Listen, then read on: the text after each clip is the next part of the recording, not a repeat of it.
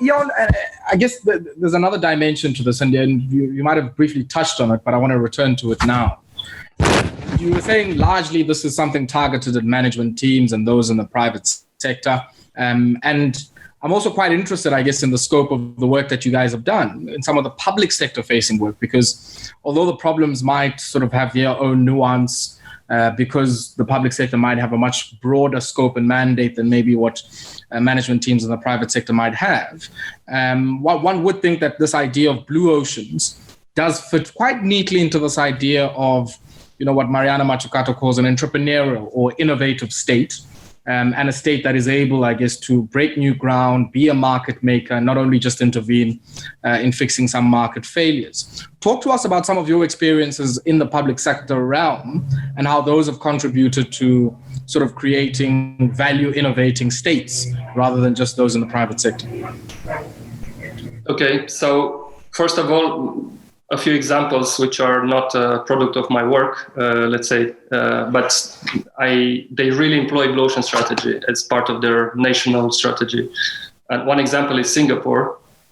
They even have a board called VIAT, Valley Innovation Action Tank.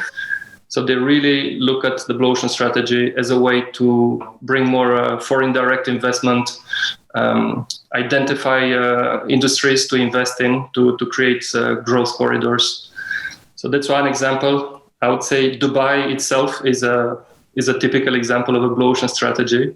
If you can imagine a country where doesn't have the same resources as their neighbors, but they're able to attract lots of investments in areas like tourism, finance, and so on. So that's a touristic hub these days. Who would thought of that a few years ago? There are many other countries employing explicitly blue ocean strategy.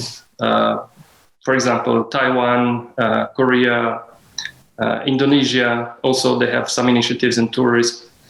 And if I'm not wrong, even Swaziland, the king announced a few years ago some initiative on blue ocean strategy.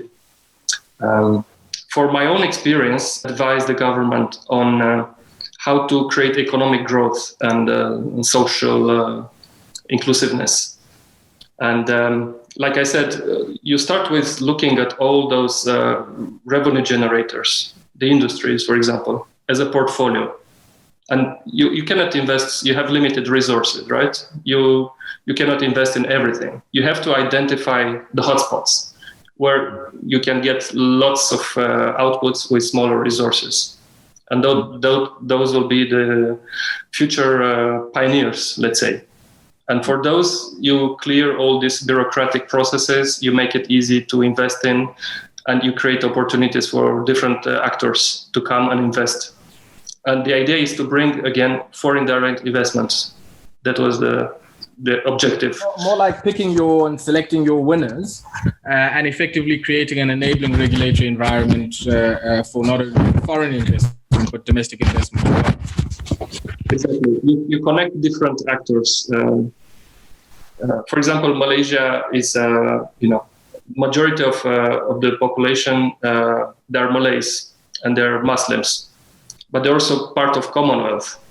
So the idea is like how to connect great opportunities, bringing maybe Islamic finance, but also creating completely new positioning and create regional hubs in terms of economic growth. Like sub-level applications in the public sector would be working with different ministries or agencies and try to create high impact, low cost, and rapid execution moves that go across departments.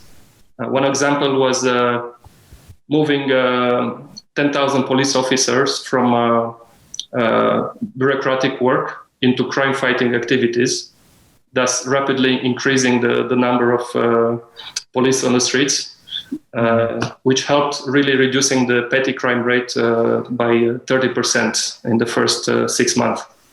And the petty crime although was not like the biggest problem, but in terms of perception, that was one of the biggest problems. So really helped also aligning public perception. Yeah, and that's certainly, I guess, an example that might have some resonance for us here in South Africa, where it's certainly from a perceptive level being seen as something that is a limiter or a limitation to growing our tourism revenue and our tourism numbers.